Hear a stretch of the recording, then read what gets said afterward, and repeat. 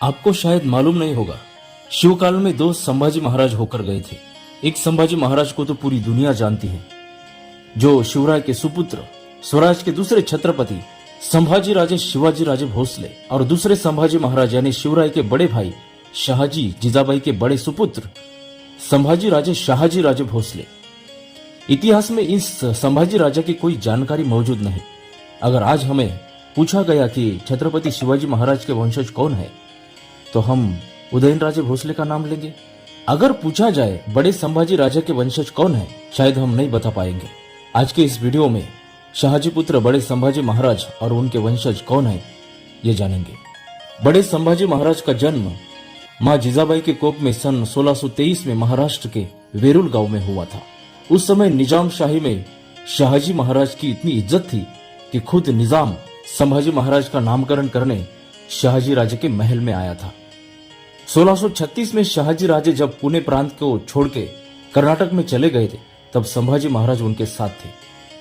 उसके पहले शिवनेरी के किलेदार विजयराव विश्वासराव इनकी कन्या जयंतीबाई के साथ संभाजी महाराज का विवाह हुआ था। जयंतीबाई के अलावा गौरीबाई और पार्वतीबाई, ये दो बीवियां भी बड़े संभाजी महाराज को थी। शाहजी राजे ने पुणे की जहांगीरी छत्रपति शिवाजी महाराज को दी थी, तो कर्नाटक की जहांगीरी अपने बड़े पुत्र संभाजी महाराज को दी थी। इसलिए संभाजी महाराज कर्नाटक में ही रहते थे।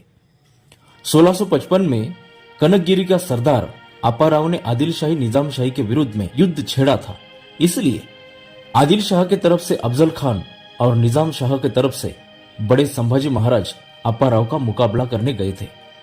इसमें अफजल खान ने संभाजी महाराज के साथ बदमाशी की।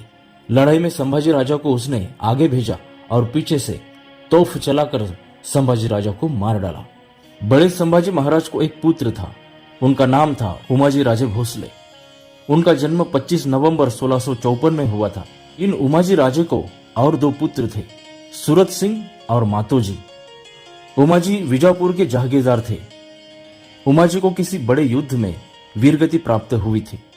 उमाजी का पुत्र सूरत सिंह को कोई पुत्र नहीं था, कोई संतान नहीं थी, इसलिए उन्होंने परसोजी नाम का पुत्र गोद में लिया था।